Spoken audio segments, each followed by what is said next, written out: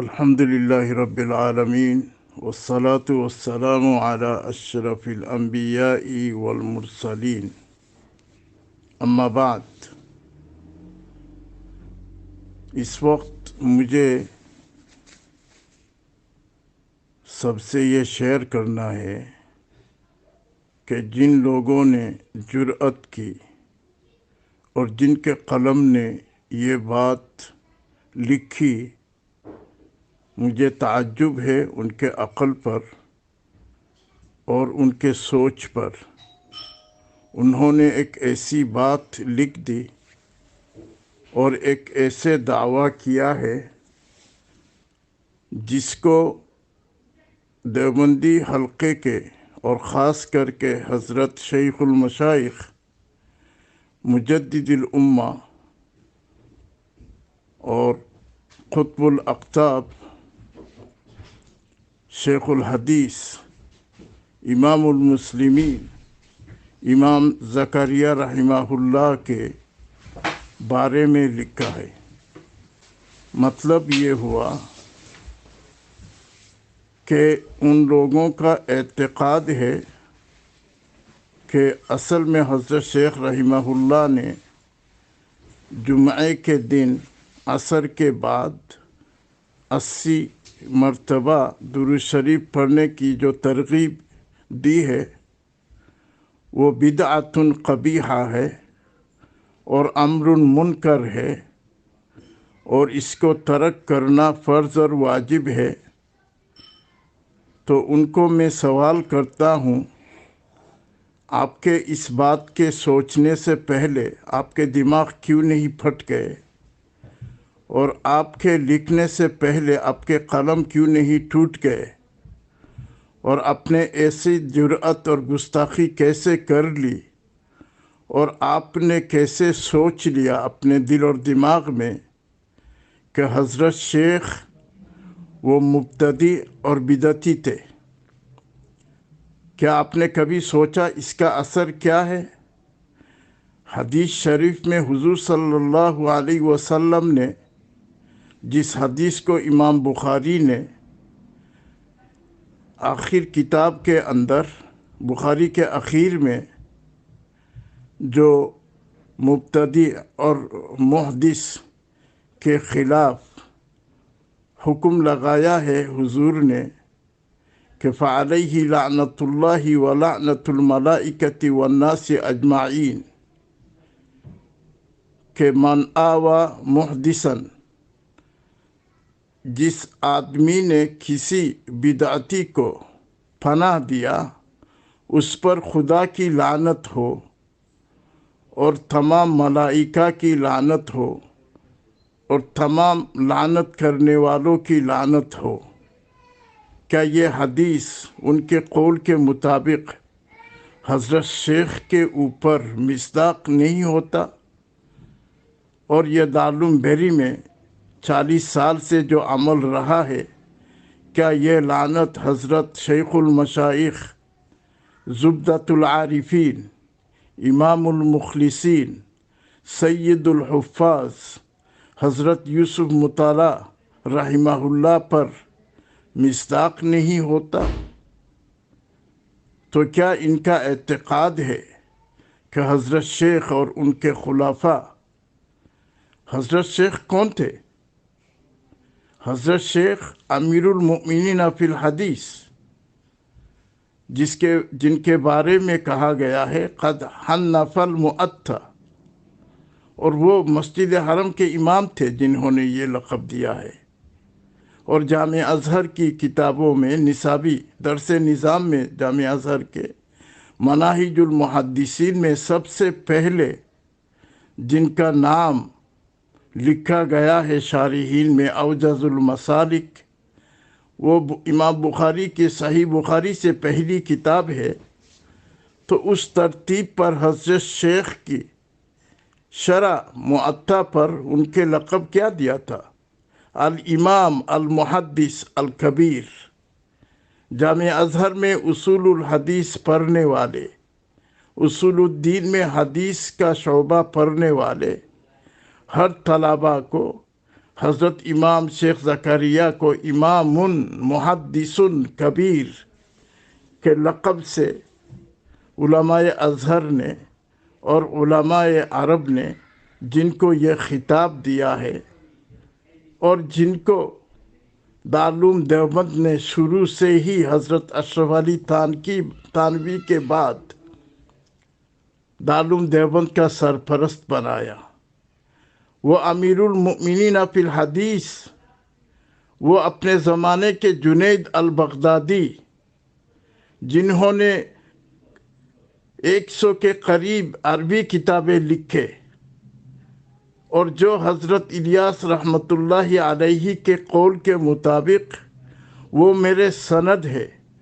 اور جماعت تبلیغ کے ریڑھ کے ہڈی ہے اور ان پر ہمارا اعتماد ہے، اور جنہوں نے تبلیغ نصاب لکھنے کے بعد اظہر من الشمس ان کی شہرت ہوئی ہے، اور ہر تبلیغی غیر تبلیغی کے گھروں میں فضائل تبلیغ نصاب کی کتاب پڑھی جاتی ہے۔ حدیث پر جنہوں نے لامع الدراری اور سارے احادیث پر ان کی تعلیق ہے، چاہے الکوکب الدریہ یا مسلم شریف کی تقریر پر ان کی تعلیق حضرت گنگوہی رحمۃ اللہ علیہ کے، جنہوں نے حضرت گنگوہی کے علمی کارنامے دنیا میں ثابت کیا اور نشر کیا، جن کے بارے میں حضرت عبد القادر رائے پوری نے جب حضرت کی عمر 60 سال کو پہنچی تو کہا کہ حضرت امام ربانی رشید احمد گنگوہی کی نسبت 60 سال کے عمر میں شیخ کے وہ نسبت منتقل ہو چکی ہے، اور بالکل صحیح فرمایا انہوں نے۔ جو القاب اور جو خطاب حضرت رشید احمد گنگوہی کو ملی تھی ہبہو وہی القاب ان کو ملے ہیں۔ رشید احمد گنگوہی امیر المؤمنین فی الحدیث اور اپنے زمانے کے جنید البغدادی اور ابو حنیفہ ثانی امام ربانی رشید احمد گنگوہی کے علمی اور فقہی اور حدیثی اور تصوف کے نیابت میں وہ اپنے زمانے کے امام بنے، امام بالحق، اور عرب اور عجم نے ان کو تسلیم کیا حضرت شیخ کو۔ حضرت شیخ کے دشمنوں میں کسی نے اتنی بڑی جرأت نہیں کی کہ ان کے اس عمل کو بدعت قبیحہ اور محدثہ کبیرہ اور منکرات میں سے شمار کرنے والے کے قلم کیوں نہیں ٹوٹ گئے؟ ان کے دماغ نے اور ان کے قلب نے کیسے تصور کر لیا؟ اتنے بڑے امام کو انہوں نے صاحب بدعتن کہا۔ اب آئیے، بدعت کل محدثۃ بدعہ وکل بدعۃ ضلالہ وکل ضلالۃ فی النار، کیا یہ تصور؟ حالانکہ حضور نے فرمایا کہ مدینہ میں کسی بدعتی کو آنے نہ دو، حالانکہ حضرت شیخ کے قبر جنت البقیع میں موجود ہے، اور ان سے پہلے ان کے شیخ خلیل احمد سہارنپوری بھی وہاں موجود ہے اور مدفون ہے۔ دیوبندی کے دشمنوں میں ایسے جرأت کسی نے نہیں کی اور ایسی گستاخی کسی نے نہیں کی اور ایسے حضرت شیخ کو اور دیوبندی حلقہ کو اتنا نقصان کسی نے نہیں پہنچایا، اور کسی نے ایسی جرأت نہیں کی کہ حضرت شیخ کو کہے صاحب بدعتن۔ فالعیاذ باللہ، اللہ اللہ، یہ لوگ ان کی دماغی حالت، اس حالت کو لے کر جب وہ قبر حشر میں حضرت شیخ کے سامنا کیسے کریں گے؟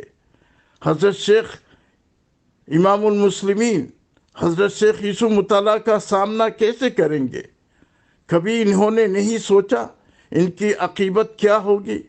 اب آئیے، بدعت، یہ بدعت کا لقب لگانا یہ کسی فقیہ کا کام نہیں ہے، لہٰذا بدعتی امور فقہ کی کتابوں میں مذکور نہیں ہے۔ یہ بدعت کہنا یہ متکلمین کا کام ہے کیا یہ علم الکلام کے ماہر ہے؟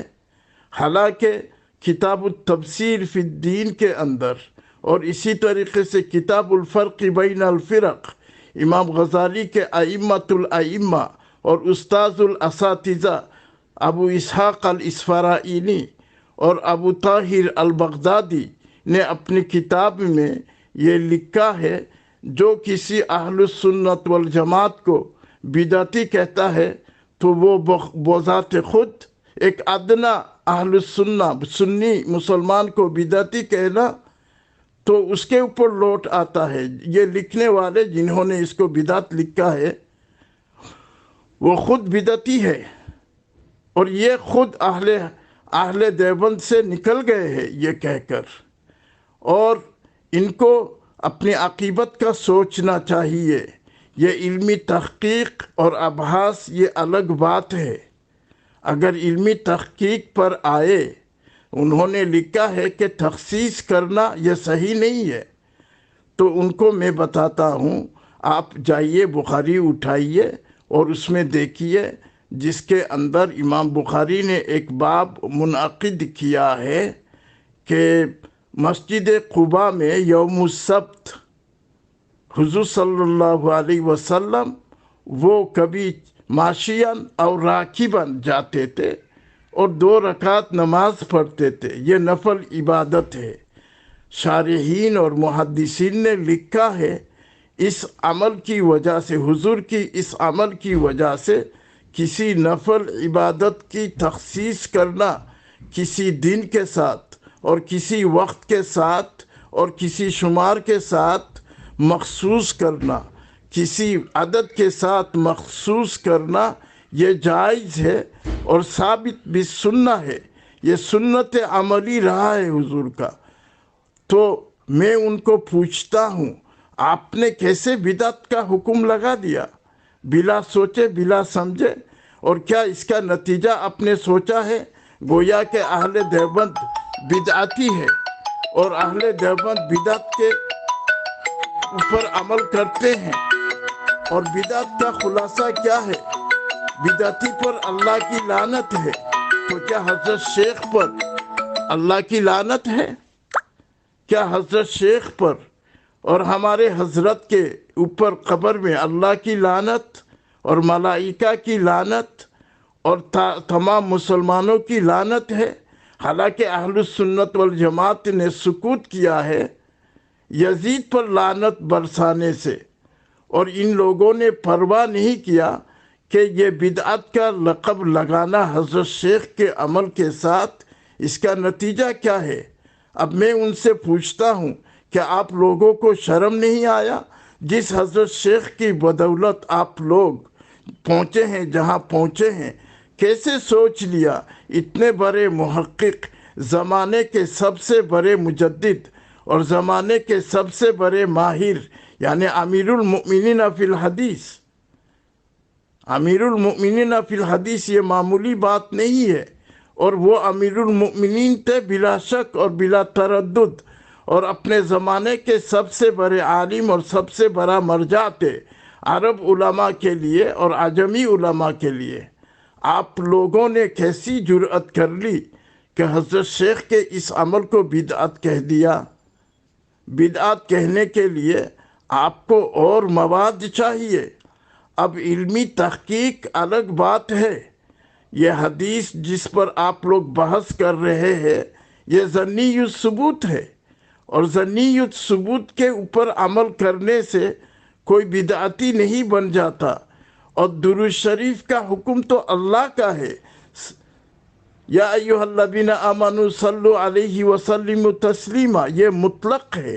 اصول فقہ کے اعتبار سے درود شریف کسی وقت اور کسی حالت میں مطلقاً جمعہ کے بعد ہو یا عصر کے بعد ہو، یوم الجمعہ میں، اور بلا تعین عدد 80 ہو یا 180 ہو، یہ تو اللہ نے عام مطلق حکم دے دیا ہے۔ اس کے اوپر آپ لوگوں نے کیسے بدعت کا حکم لگا دیا؟ یہ تخصیص کرنا بدعت نہیں ہے۔ تو پھر یہ جمعرات کی تبلیغی جماعت والے جو جمعرات کو جمع ہوتے ہیں تقریباً 70 سال سے، تو کیا وہ بھی بدعت ہے؟ تو آپ لوگوں کو دوبارہ سوچنا چاہیے اور اپنے اس گستاخی سے اور حضرت شیخ کے ساتھ دشمنی کرنے سے رجوع کیجیے۔ اللہ تعالیٰ آپ لوگوں کی عاقبت سے بچائے۔ مجھے ڈر ہے کہ اگر آپ نے اس پر استمرار کیا اور اپنے اس سوچ پر برقرار رہے تو مجھے آپ لوگوں کے عاقبت سے اندیشہ ہے۔ اللہ تعالیٰ سب کو بچائے۔ یہ نصیحتاً میں کہتا ہوں، کوئی دشمنی نہیں ہے میری کسی کے ساتھ، لیکن اکابر کی ساتھ یہ معاملہ بالکل ہمیں برداشت نہیں ہے اور یہ تسلیم نہیں ہے، جبکہ حضور کے عمل سے ہم یہ کر سکتے ہیں کہ قباء کے مسجد میں جا کر 2 رکعت یوم السبت پڑھنا، جو کہ نہ فرض ہے اور نہ اور کچھ ہے۔ تو یہ درود شریف پڑھنا تو اللہ کا حکم ہے اور حضور صلی اللہ علیہ وسلم کی ترغیب ہے اور اقرب الوسائل الی اللہ ہے، جیسے کہ خلیل احمد سہارنپوری نے کہا ہے کہ ہم دیوبندی حلقہ المفند میں لکھا ہے کہ حضور پر درود شریف پڑھنا اقرب القربات الی اللہ ہے۔ تو آپ لوگوں نے کیسی بات کر دی، اب رہی اس بات کا کہ یہ دیواروں پر لٹکانا اور مسجدوں کے وہاں کرنا، یہ بدعت کب سے ہو گیا ہے؟ آپ کہہ سکتے ہیں کہ ایسے عمل ثابت نہیں ہے، لیکن ہر وہ بات جو ثابت نہیں ہے اس کو بدعت کیسے کہیں گے؟ تو آپ کے جمعرات میں جمع ہونا بھی صحابہ سے ثابت نہیں ہے، تو پھر جمعرات کی تبلیغی اجتماع کو بھی بدعت کہہ دو، ختم خواجگان کو بھی بدعت کہہ دو اور 13 تسبیح کو بھی بدعت کہہ دو۔ جرأت کرو، ہمت کرو، جس پر اکابر امت اور ائمہ امت جس پر برقرار ہے، تو پھر ختم خواجگان پر بھی آپ لوگ بدعت کا حکم لگاؤ۔ کس بات پر بدعت لگائیں گے؟ یہ تو سلفیوں کا اور گستاخوں کا، جو سلفی اللہ کو عرش پر قائد اور جالس مانتے ہیں، یہ سلفی لوگ، یہ مجاہد رحمہ اللہ کے اس قول کو، جو کہ ثابت بھی نہیں ہے، وَهَلِ الْإِسْتِوَاءُ إِلَّا بِمَعْنَى الْجُلُوسِ، یہ سلفی، یہ عثیمین اور بن باز اور ان کے اکابر سب کے سب اپنے اس ایجنڈا کو اس پر وہ چھپائے ہوئے ہیں۔ ابن تیمیہ بھی اللہ کو عرش پر جالس کے حکم میں مانتا ہے۔ وہ صراحتاً کہتا ہے کہ اللہ تعالیٰ عرش پر بیٹھے ہوئے۔ یہ تو مجسم ہے۔ یہ نئے سلفی جو ہر بات پر بدعت کہتے ہیں، وہ تو ضال مضل ہے، وہ اہل باطل ہے۔ فقہ اکبر کی ہر عبارت سے ابن تیمیہ اور ان کے جانشین اور سلفیین سب کے سب یہ مجسمہ ہے۔ تو آپ لوگوں کو مجسمہ کے ساتھ حشر میں جمع ہونا ہے؟ ذرا سوچئے، اور اگر میری اس بات کی تحقیق چاہتے ہو تو آپ لوگ ذرا ابن تیمیہ کی اس کتاب کو مطالعہ کیجئے جو سعودیوں نے مکتبۃ الفہد سے پرنٹ کیا ہے، کتاب البیان فی تلبیس الجہمیہ۔ پتہ ہے جہمیہ کا معنی کیا ہے؟ یہ حضرت فخر الدین رازی کے کتاب اساس التقدیس، جس کے بارے میں حضرت شیخ نے لکھا ہے الکنز المتواری کے اندر کہ یہ ایک ایسی کتاب ہے، میری تمنا ہے کہ ہر مسلمان مدارس میں داخل نصاب ہو، اور یہ اساس التقدیس ایسی کتاب ہے جس کو سونے سے وزن کر کے کیا جائے تو پھر بھی کم ہے۔ اس اساس التقدیس کو ابن تیمیہ نے تلبیس الجہمیہ لکھا ہے۔ اور یہ کون ہے رازی؟ حضرت قاسم نانوتوی کا مشہور لقب ہے کہ وہ اپنے زمانے کے رازی اور غزالی تھے، اور آپ کے ابن تیمیہ نے امام غزالی اور رازی کو کیا کہا ہے؟ اشرکا من الیہود والنصارى، یہ لکھا ہے کتاب البیان فی تلبیس الجہمیہ۔ تو اس کے نزدیک امام غزالی جو اہل سنت والجماعت کا فخر ہے اور سرتاج ہے، امام غزالی جو حجت الاسلام ہے، امام غزالی جو 6 صدی کے مجدد ہے، ان کے بارے میں آپ کے ابن تیمیہ کہتا ہے یہ مشرک ہے، بلکہ یہود اور نصارہ سے بھی سخت مشرک ہے۔ اور امام رازی جو اپنے 7ویں صدی کے مجدد تھے اور جن کی تفسیر کے بغیر کوئی دیوبندی چل ہی نہیں سکتا، یہ حضرت بیان القرآن اشرف علی تھانوی کے کتاب میں تفسیر کبیر کے حوالہ ہے، معارف القرآن میں تفسیر کبیر کا حوالہ ہے۔ اور اس بات پر مجھے یاد آ گیا، یہ جو مولانا منظور مینگل یہ کیا بات کر رہے ہیں؟ کیا ان کو پتہ ہے رازی تو امام الفلسفہ تھے، امام غزالی تو امام الفلسفہ تھے؟ تو فلسفہ یہ کوئی عیب کی بات نہیں ہے، یہ اہل سنت والجماعت کی شان ہے۔ اب رہی فلسفہ کی بات، یہ پرانی لڑائی ہے مجسمہ اور متکلمین کے درمیان۔ تو کیا آپ محدثین کے زمرے میں ہیں؟ محدثین کے عقیدے کے فرقے میں وہ حشویہ بھی تھے اور کرامیہ بھی ہے، اور حضرت امام احمد ابن حنبل کے بعض شاگرد وہ مجسمہ بنے۔ ان کے فرزند ارجمند عبداللہ ابن احمد ابن حنبل نے جو کتاب لکھی ہے کتاب السنہ، اس میں تو امام ابو حنیفہ کو 80 مرتبہ مرتد اور زندیق کے لقب سے اس نے حضرت امام کی تعریف کی ہے۔ کس نے؟ عبداللہ ابن احمد ابن حنبل نے۔ کتاب اٹھائیے، کتاب السنہ میں جا کر دیکھیے، اور سلفی لوگ اس کو اپنا مستند اور مصدر اصلی مانتے ہیں عقیدے میں، جس کو ابن تیمیہ نے وصیت کی ہے۔ تو آپ لوگ کہاں جا رہے ہیں؟ اس امت کو کس طرف لے جا رہے ہیں؟ ان لوگوں کی طرف جو ہر بات کو بدعت کی نظر سے دیکھتے ہیں۔ بدعت کوئی معمولی حکم نہیں ہے۔ متقدمین کی یہاں بدعتی مطلب باطل فرقہ والے ہیں۔ تو کیا حضرت شیخ رحمہ اللہ باطل تھے، ناحق تھے، اور نعوذ باللہ اللہ کے لعنت کے مستحق تھے؟ آپ کے اس لکھنے سے تو حضرت شیخ کو لعنت کے مستحق بنا دیا ہے اس حدیث کے ماتحت۔ اللہ تعالیٰ آپ کو اور ہم کو اس لعنت کے سبب بننے سے بچائے، اور ہمارے اکابر کی تعظیم اور ان کے اقتداء ہمیں نصیب فرمائے۔